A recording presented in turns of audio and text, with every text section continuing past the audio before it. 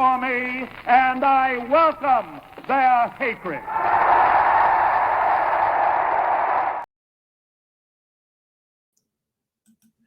What is up, everybody? This is Hater Radio. My name is Chris McLean. I'm here with my co-host, Ian Gibson. How are you, Ian? I'm doing really good. All right. So we're into week 11, which is kind of crazy that we've gotten this far so far in the season. There's only really 4 weeks left, and then conference championship games, and then I believe a week off for the Heisman, and then they jump into the playoff games, and we're on from there because it's, the playoff is now an expanded playoff with 12 teams. So you'll have 4 first-round games on campus, which is going to be amazing. And then they'll have the quarterfinals, which is another round of 4 games that 4 of the top conference teams, best conference teams, will have a bye. And then semifinals and finals. So there we go. Let's jump into it. Week 11. This is the Week 11 preview show. So first game we have is Iowa, UCLA. Now, if I was in town, I might go to this game, but I am probably going to go out of town somewhere. We were originally going to go to Austin for the Florida game, which, Ian, you're going still, right? Yep. Yeah, I am. So look out for Ian there if you guys go. Ian will be around. He'll be wearing this jersey. So yeah, exactly. So you'll see his number 1 Gator jersey. No, so I'm not able to go, but I'm intrigued with this game because, UCLA, 2 games in a row, they've looked good. They get the wins against Rutgers and Nebraska. And, it's also hard to tell with this Iowa team. They have a bunch of wins where they've destroyed people. 42-10 over Wisconsin. 40-14 against Northwestern, 40-16 against Washington. And then there's losses like 32-20 to Michigan State, which, I mean, Michigan State, whatever, but it seems like because Childs is more of a versatile quarterback, more athletic, he was able to get some big plays against them. And they lose to that one 32-20. And then they got smoked by Ohio State 35-7. I don't know what to make of this Iowa team. I really don't. They don't scare me offensively, especially in the passing attack. They can run the ball really well, but this UCLA team defensively is very stout against the run. So I don't think I was going to do much offensively, but conversely, defensively for Iowa, they will be able to do some things against UCLA, I think. So it's going to be a very low-scoring game. I'm going with like a 20-17 game, and UCLA pulls it out. But it's going to be very close, and it's probably going to be very boring. But I don't know. That's what Iowa plays. They play really boring football. But UCLA, after these last couple of weeks, are looking a lot better. So maybe they'll do just enough to win. But your thoughts, Ian? So you're definitely right. Both of these teams, this is not going to be like an offensive shootout we're expecting.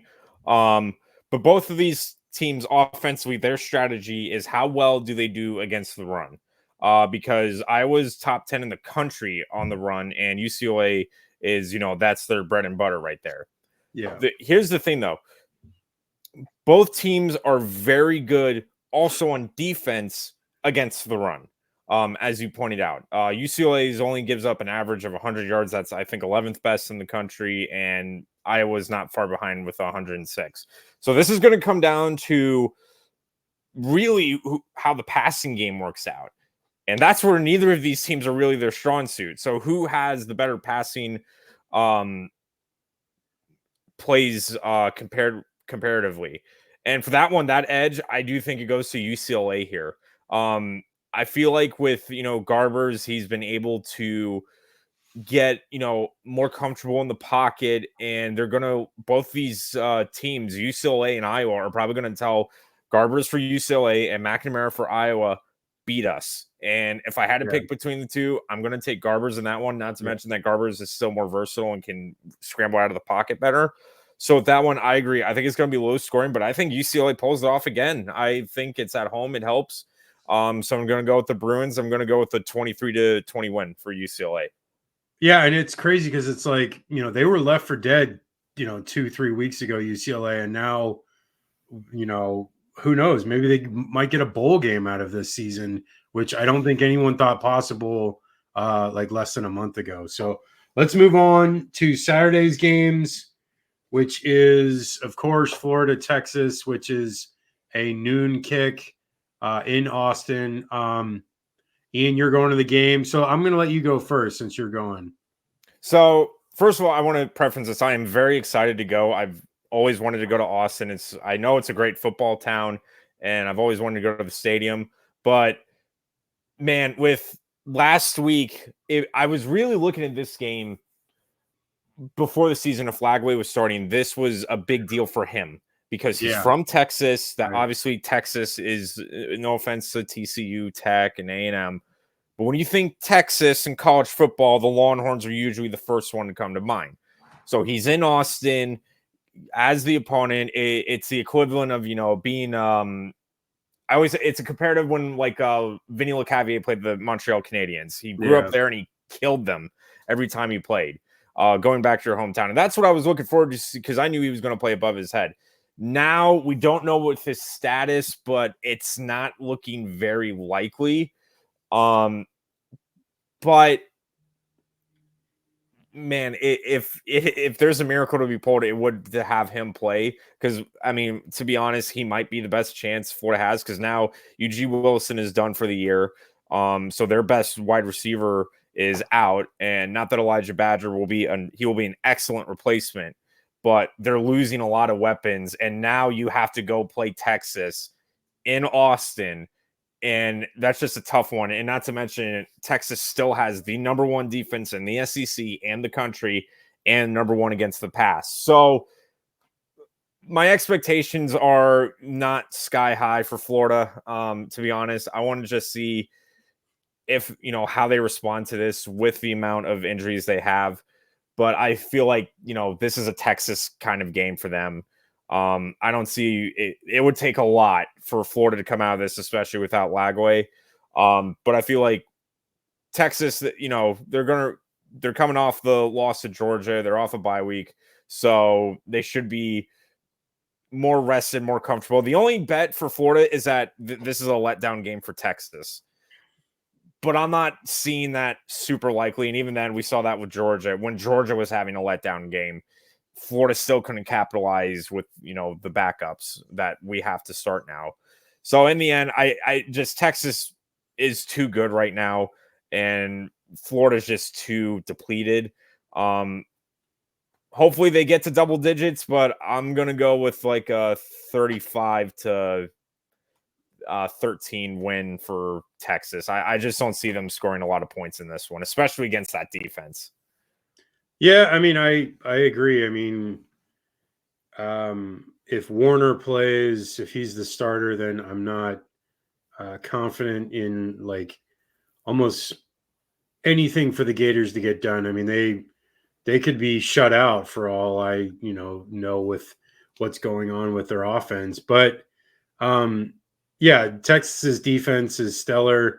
The one thing I was going to add was next year, if Lagway's still there, Florida plays at Texas A&M, and that's where Lagway was between either A&M or Florida as well. So like that would be a big game for him next year. But as far as this year, no, like Lagway, if he plays, is a huge difference. Like if he plays, they have a legitimate chance at winning. I know that he would be limited probably, considering that injury looked pretty significant, but they said it was good news on Monday, which I don't know. Like the way things are done, he could be saying that, and we don't see him till the Florida State game.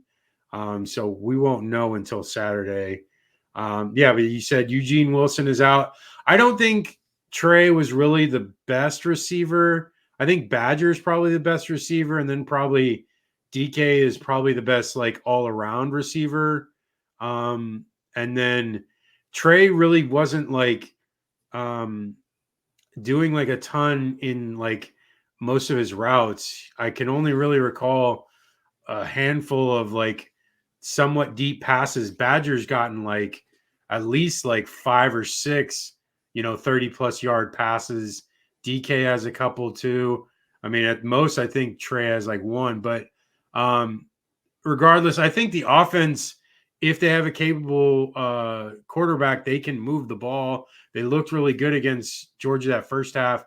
And I really love the running backs. Jaden Baugh and Jackson look great. They're like, a great 1-2 punch, and they're doing a ton in the ground game. The offensive line looks better there. I think defensively, that's where it's going to be a real big issue. Quinn Ewers had a week off, so he's gotten even healthier. And, it's going to be a problem for Florida because they have issues with secondary depth. Devin Moore might be out. Jason Marshall's done for the year. Who else? There was a bunch of other injuries. It just got, it was like all hands on deck type moment against Georgia. So they're going to have to hope that they can, recover from that. It's going to be difficult because, the depth is being tested. It's not as, I don't know. It's just weird. Like, you're going to have injuries no matter what, and you have to really like be able to bounce back from it. But I don't know. Florida just doesn't have enough there right now to really do it. And it's a shame because if DJ plays in that game last week, if he's healthy the whole way, maybe they win that game. I mean, there's a good chance they could have.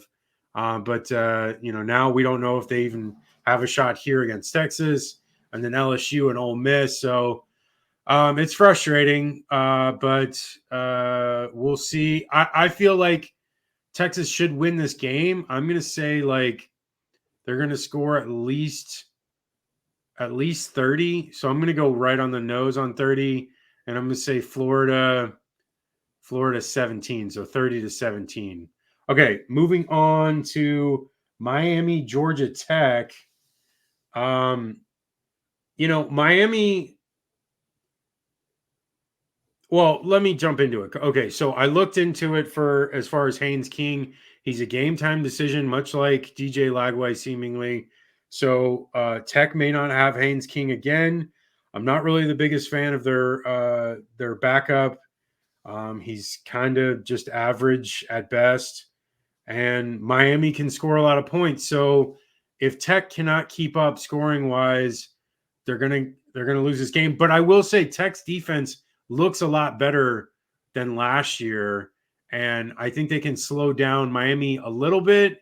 I'm going to say probably slowing down Miami to maybe 33 points. And I'm going to say Georgia Tech scores because I don't think King is going to play. I mean, if he does, then I would give a higher total for them, but I don't think he's going to play. So I'm going to say 33 to let's say 18. What do you got, Ian? Yeah, I think Tech will be able to slow Miami down, but we've seen it all year is they find a way to get one quarter where they get 25 points in one quarter. They'll find a way to score more than 20 in one quarter, it looks like. So Tech may be able to slow them the first, second down, but I think Miami's just going to wear them out. I'm going to go with the Canes. I'm going to go with 20. Let's go 28-13. Nice. Okay. Navy and USF in Tampa. They're breaking ground on the on-campus stadium this weekend, which is great. I'm loving hearing that. And I saw some new renderings. The stadium looks awesome. But that's the future. The now, Archie looks good enough to win these games. And I think they can win this game because Navy is one, turnover prone, and then two, their defense isn't that stout. So, which I think that's going to be a big difference in this game because I think USF is going to be able to score. And we talked about it the other day. It's probably going to be a track meet. And I'm going to say probably a 38-35 game. And it's a coin flip. I'm just going to go with USF because it is a home game and maybe they'll be up for it. But who do you got, Ian? So for this one, it's going to depend on who is playing whose game because Navy is very, plays the game where they play keep away during that clock, and USF is the exact opposite. They are no huddle, try to, catch that defense off guard. So regardless of game plans, Navy's doesn't work as well against this type of team.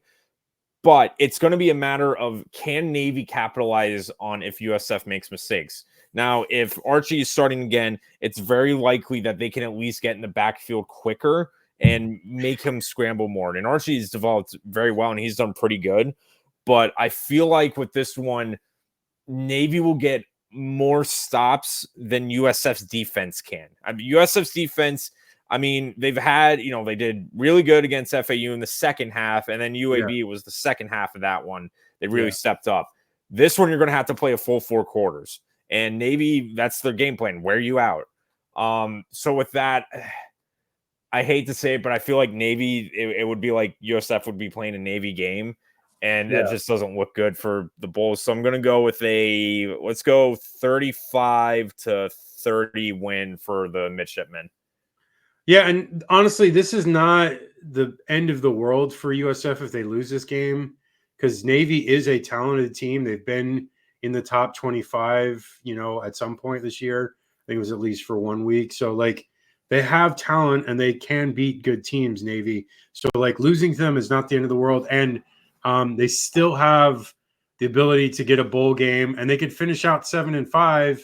So, it's not the end of the world. I think the last 3 weeks of the season are setting up pretty well for USF, that they should get most of those games pretty easily. But this game will be a test, and I hope that they can make the difference here, because winning this game would go a long way into essentially taking the next step for this team, because this is a team that is on about the same level as USF, and it's you have to win those close matchups to really start moving to the next level. Is I know they're limited because they're a group of 5, but this type of game, you got to show yourself and you got to prove yourself. So I hope they can do it. Okay, next game we got Georgia Ole Miss.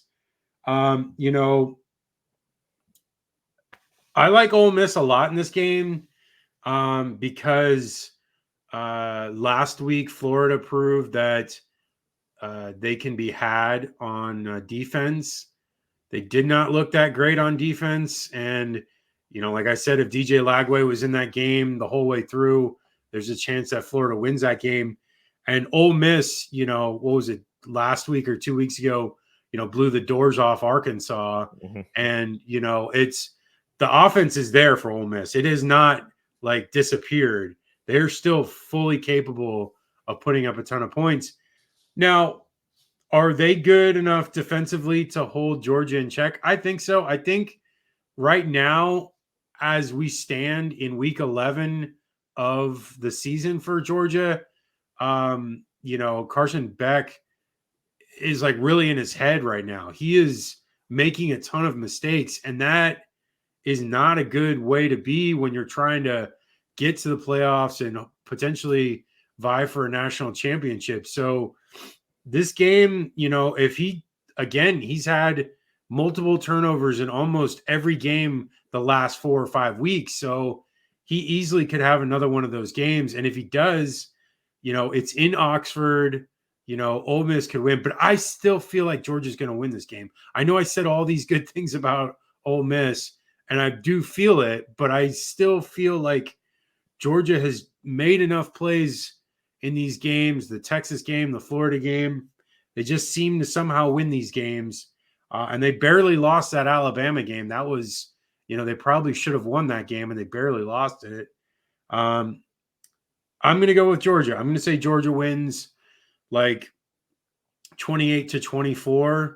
I feel like it's going to be a low-scoring game. The Florida game would have been lower scoring if it weren't for a late interception. So I feel like it's going to be about the same score. So, 28-24, Georgia. What do you got, Ian? So another thing to note, too, is that Lane Kiffin has still not won a top 10 matchup since he got hired at Ole Miss. He's not beaten a top 10 teams since. He's beaten 2 top 11 teams, but he has yet to beat a team in the top 10. I'm not kidding. Yeah. I'm not making that up. That's hilarious. Yeah, I think it was Auburn and Indiana in the Citrus Bowl.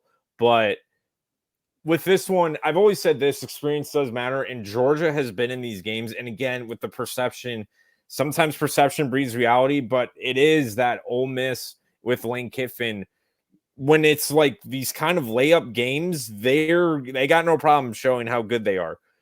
But Alabama, Georgia, Texas, these games, it doesn't bode well. And Lane Kiffin is yet to prove him wrong. So with that, I don't think Ole Miss is going to get blown out like they did last year. But I do think Georgia, they've been in these situations before. Already this year, they've been in these kind of close situations. They weren't it last week in Jacksonville. So I feel like Georgia finds a way to pull it out. Maybe Ole Miss gets a couple on them. The big thing will be what Florida couldn't do as much of is if Beck is having another 3-interception game, you have to get touchdowns on that drive, not field goals. Yeah. You need 21 points off of those turnovers, because then you could have a good enough cushion where the defense can't stop you enough to give the offense enough time on the field. But I feel like Georgia will get it straightened out. I'm going to take the Bulldogs winning this one. I'll go with let's go like 28-24 win for Georgia. That's exactly what I had. Yeah. Clemson, Vatek. Clemson, I'm putting this game on here because I want to see what Clemson does after that loss last week to Louisville. I don't think they're going to collapse, but this Vatek team is feisty, and their quarterback is good enough to make, a threat into Clemson. Clemson really looked subpar on offense last week, and they looked subpar against Georgia the first week of the season. So maybe their offense isn't as good as we thought. Maybe they were playing some bad defenses, bad teams, and so they looked, better than what they actually are. I'm going to say Clemson wins this one. I'm going to say it's probably going to be like a, 31-24 game. What do you got, Ian? So this is definitely a trap game because it's in Blacksburg. They play Enter Sandman, and it always, gets the crowd nuts. It gets me nuts. It's a very tough place to win, no matter the record for Vatek. Yeah. And the important thing with this one is that Vatek's rushing attack has been their, main strength, especially with drones and his mobility. So the key for this is Clemson is just get in the backfield and make sure they don't hit those outside sweep plays like they have done all year. If they can do that, I feel like Clemson is in good shape. That is going to be the key. They didn't do good against Louisville when they were running that same kind of offense. So the adjustment is going to be key. I think Clemson gets it done, but it's a lot scarier than I think some will take it. I'm going to take Tigers winning a very close one. I'm going to go with, let's do 31-28 Tigers. Okay, moving on to Michigan, Indiana. Coach Cignetti going for, I believe, 10-0. And, defending national champion coming in. This is a big spotlight game for them because I know Michigan is struggling. They have like 4 losses already, but, to have the defending champion, the Big Ten, bully the last 40 years, forever, actually. I mean, Michigan's been one of the top teams in the Big Ten since the entirety of the Big Ten. And, Indiana's been the doormat. And so this is a way to kick their butt and really put a stamp on this season, regardless of what happens in the Ohio State game, because that's going to be like a 50-50 game. But I feel like they're going to put 40 plus, especially if Rourke is in there, which I haven't heard anything. He was in there last week and he put 40 plus last week. I feel like he's going to do the same thing here. They're just better than Michigan right now. They're way better. I feel like Indiana is going to win probably 45-10. I mean, it's going to be even worse for Michigan because they can't throw the ball. And so Indiana's defense is one of the best defenses in the country. They're going to stop them, and they're going to, be able to just thwart the run completely. And if they can't even pass the ball, they have nothing. They're going to be stuck. So I got Indiana 45-17. What do you got, Ian? So another thing to note here, this series between Indiana and Michigan has been incredibly one-sided. They've met 72 times, and Indiana has only won 10 games in that history. And this is a game where they first played in 1900, like that right at the turn of the century. And the last time Indiana won was in 2020 when Michael Penix was their quarterback. Oh, yeah, that's right. Yeah. And going back even further, the last time they won with a full capacity crowd was in 1987. So it's been a long time coming. Wow. And Indiana, similar to how I mentioned with our first game, was defensively, they should just, go attack the run. Make sure you get in that backfield and make sure you don't, leave any lanes. I would honestly just play man the whole day and tell Michigan, beat us with your arm, because that is obviously their weakness on offense. Field position is going to be key in this game. If Indiana gets these long drives, at least make sure you punt that ball on the other side of the 50, because we have seen Michigan struggle this year to have long sustained drives. The only way they score for the most part is if they're at the 40, 50 on their right side of the 50. I don't think Indiana is going to allow that. This is definitely kind of a trap game because it is, high stakes in this one. But I don't see Michigan, especially if Indiana gets in that backfield. The only way Michigan wins is if that running game gets through that defense and averages 7 yards to carry. I'm not seeing that. So I'm going to go Hoosiers winning. I'm going to go, let's do a 38-17 win. So Iowa State, Kansas, maybe the shine is off the veneer of this team, because Iowa State was undefeated coming into last week, loses to Texas Tech, and maybe I feel like Kansas can win this game. It's in Kansas, but I don't know. I'm not a big believer in what's going on there. The offensive coordinator that's there now, he wasn't the same guy that had been there in the past 2 years. So their offense has been kind of okay. I don't know. They could get the upset because it's a home game. And, Iowa State feels like it could be in kind of a spiral a little bit, obviously, because not just the Texas Tech game, but the UCF game where they struggled to barely beat UCF. I don't know. I'm going to go Iowa State, though, because I just don't have enough faith in this Kansas offense. I'm going to say Iowa State wins 24-20. What do you got, Ian? Yeah, I'm the same way, because I just don't see, with as good as Iowa State's defense can be. I mean, it was 23-22 when they lost. And Kansas just offensively has not looked good this year. So I just don't see Iowa State giving up a lot of points. I think they'll get enough on the board to keep distance with the Jayhawks. I'm going to go with let's go 27-16 win for the Cyclones. Okay, next one. I'm going to let you run your opinion first, because you're best with the G5s.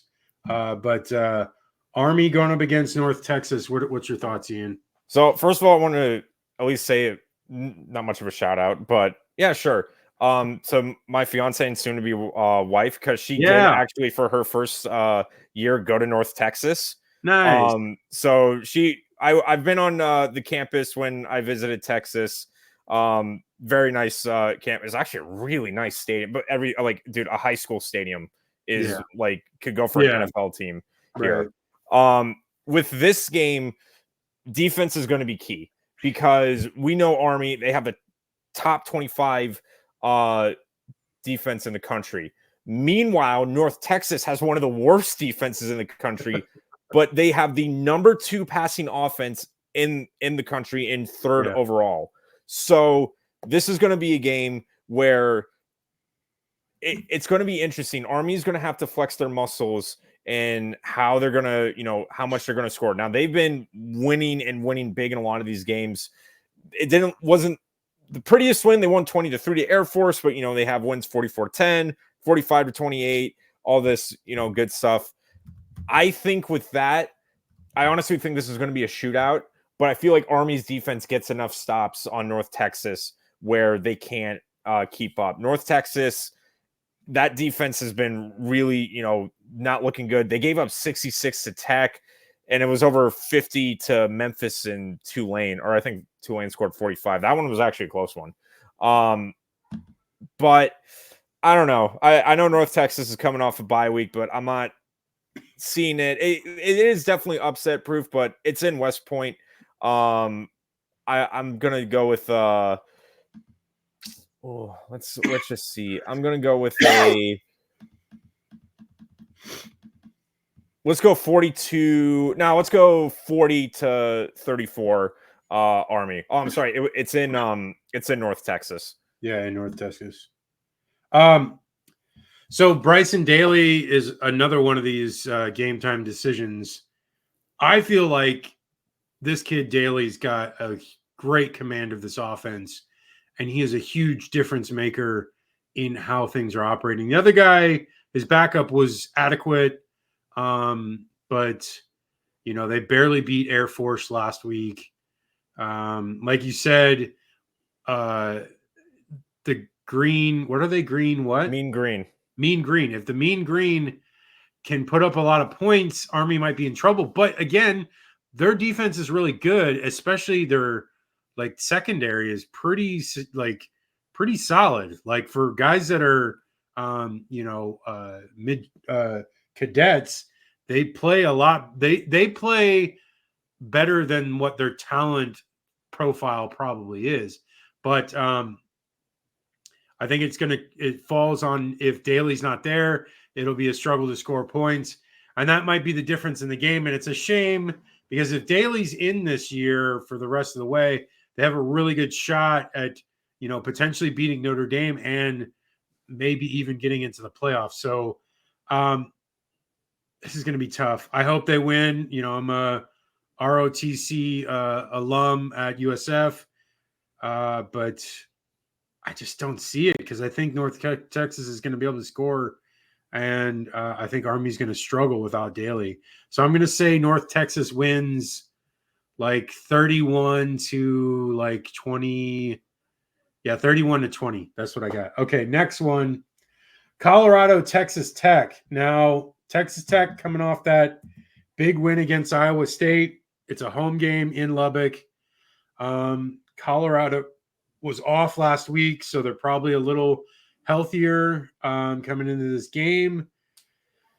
Shedeur Sanders puts up a lot of points. Travis Hunter is looking to try to get definitely a bid to New York City for the Heisman finalist, potentially a Heisman trophy. Texas Tech, though, man, there's something about this team. They were 5-1 at one point. They lost 2 in a row, and now they just won this one. I feel like Texas Tech can win this game. I think it's going to be close, but it's going to be like a 31-28 game, and maybe Texas Tech scores last. Where how Colorado came back against Baylor. It'll be some late game heroics as well, but Texas Tech getting it. What do you got, Ian? Yeah, I feel like with this one, Tech, after coming off that win in Colorado off a bye, having to go to Lubbock, is not a good recipe for them. And yeah, I think Tech still has a top 25 offense in the country. It's the defense that's been pretty bad, and that's asking for trouble with Colorado. But if you can limit the playmakers, we have seen this year, if you can control the playmakers of Colorado, which is easier said than done, you can control that game. I think Tech pulls it off. I'm with you. I'm going to go Red Raiders. Yeah. I think it might be a shootout, but if it comes down to it, I'll take the Raiders in that one. I'm going to go with a 38 to 35 win for Tech. Nice. Okay. This game is actually very lively and interesting because both these teams have been kind of beating up on really good teams this year, but South Carolina goes to Nashville to play Vanderbilt. I like both these teams. I really love the fact that Florida doesn't have to play either of them this year because I think Florida would probably lose to both of them this year. That might be the first time anybody has ever said that. I am so glad Florida doesn't have to play Vanderbilt.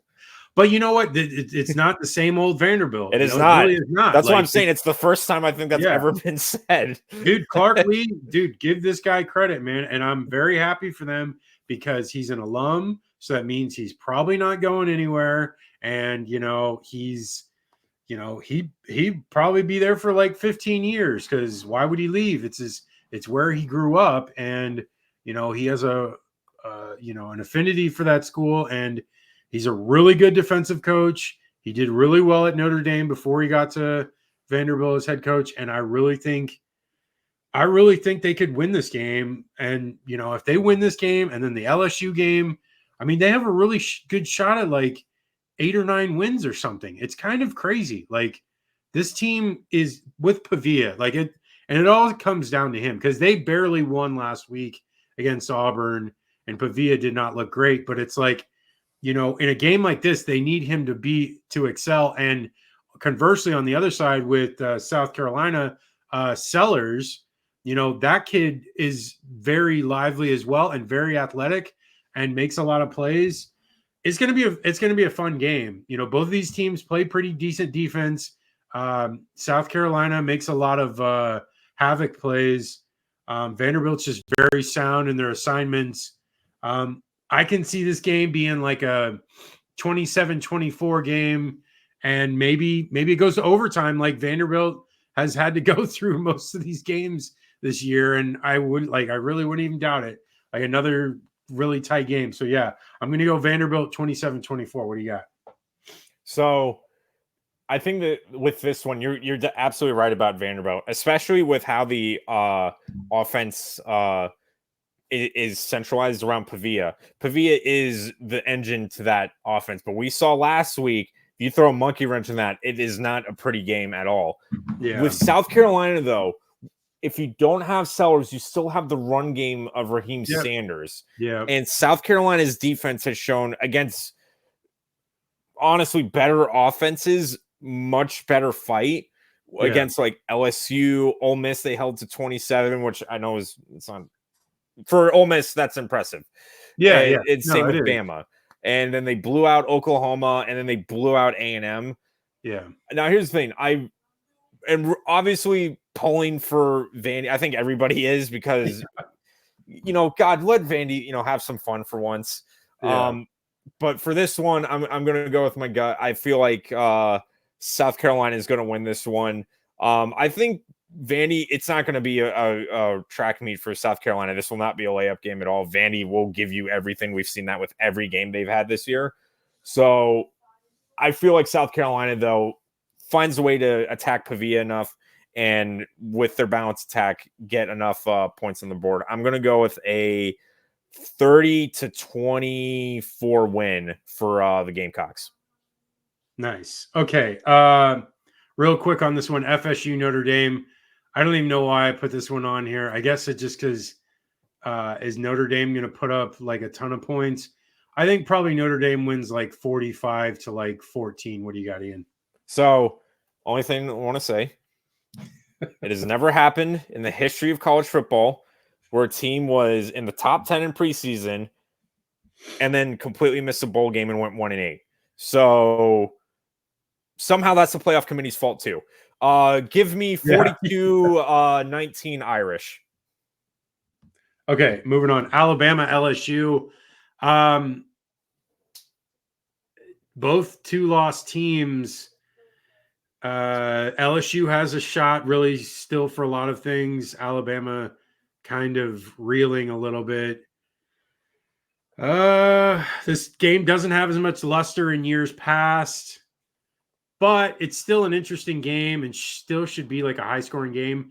I like Nussmeier a lot to put up points, and Jalen Milroe has a pretty good command of this offense. This is a tough one. I think LSU's defense has been playing better. I think they held Ole Miss pretty good, not great, but they held them well enough to like get that victory.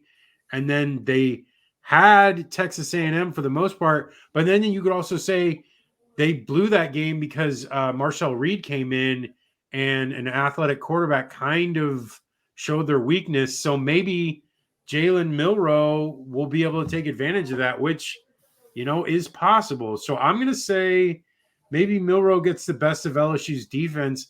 I'm going to go Alabama wins like, let's say 24-20. What do you got, Ian?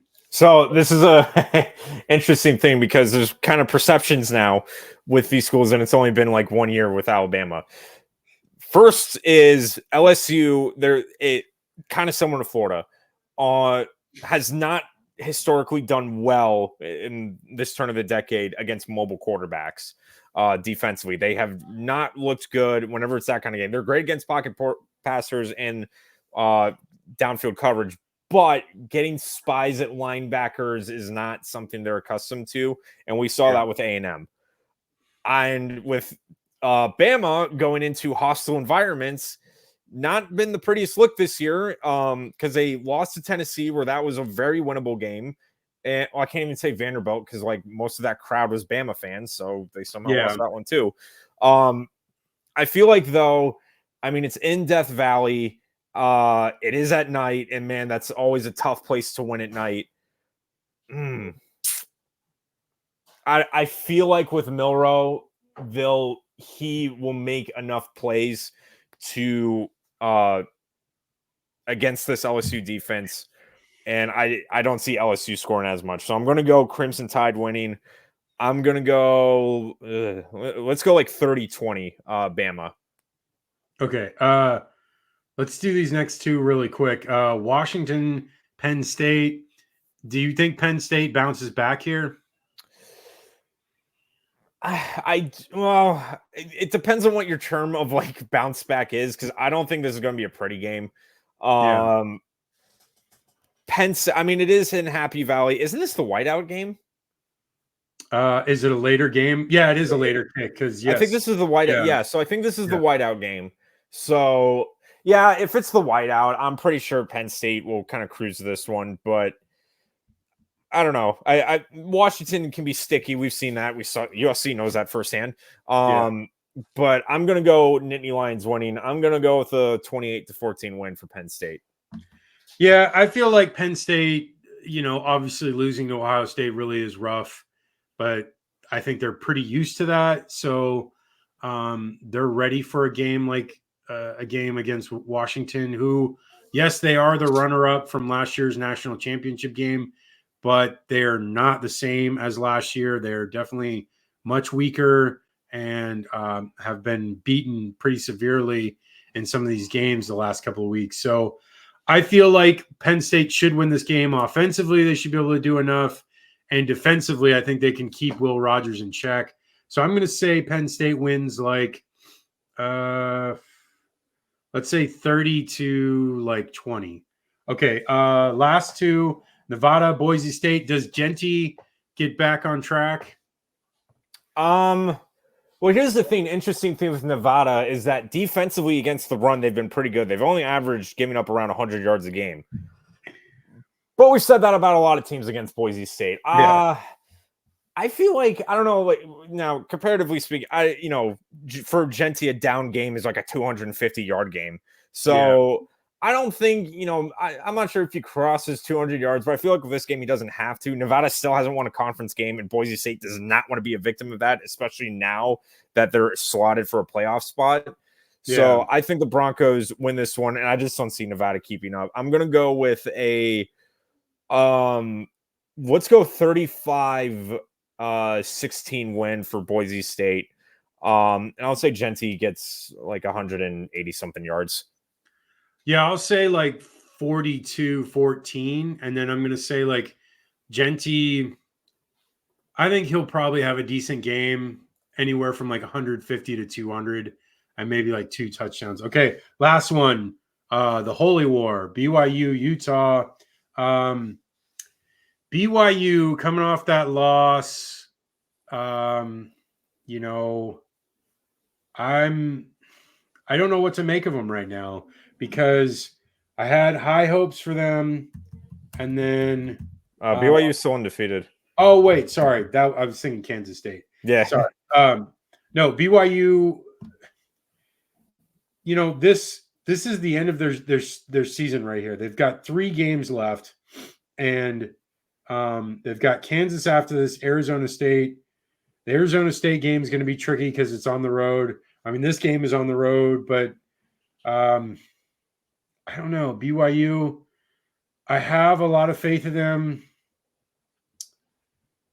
And this Utah team with Wilson, I'm just not convinced with Wilson. He's turnover prone, and he's, at least like his brother was really good in college, but I don't know. It just seems like, the younger Wilson doesn't have it.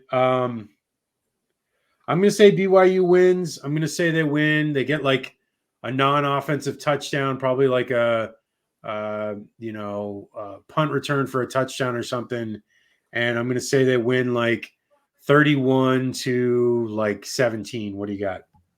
Yeah, this is one of my favorite rivalry games. It's one of the most underrated. I love this, the Holy War. For this one, BYU famously had that big win in 2021. It was their first win, I think, in almost over a decade against Utah. And with Utah, they're scrambling with quarterbacks right now. It's between Wilson and the backup, and Retzlaff with BYU has looked pretty good. Yeah. I feel like BYU's got all their ducks in a row. And I mean, Utah, they've lost like bad. Their offense does not look good. They lost 17-14 to Houston. And then I think they lost 13-7 against TCU. They have barely crossed 20 points this side of September. It has not been a good look, actually. And I think the only time they've scored more than 30 points against a D1 team, I think that was Utah State. Yeah. I don't see Utah's offense getting enough points. I think BYU wins this one. It is a rivalry game. This one is always freaking nuts. So there's a good chance that, some crazy thing can happen, but I think BYU wins it, maybe close in the first half, but I'm going to go Cougars winning. I'm going to go 31-19. Yeah, I mean, their fans do not like both. I went to Salt Lake City for the Utah-Florida game last year, and both of their fans, like both rival fan bases, they do not like each other at all. It's kind of amazing how much they hate each other. But okay, that's the show. So we'll be back Sunday night, 8 p.m. Eastern, 5 p.m. Pacific. You can catch us on Wednesday as well, same time. And then catch us on our website, haterradio.com, on all of our socials, which is hater_radio for X, Twitter, Instagram, Threads, TikTok. For YouTube, it is @haterradio. For Facebook, it is Hater Radio CFB. Ian, what are your socials before we go? Yeah, at YouTube, Instagram, and Twitter, it's @G_Gator_G.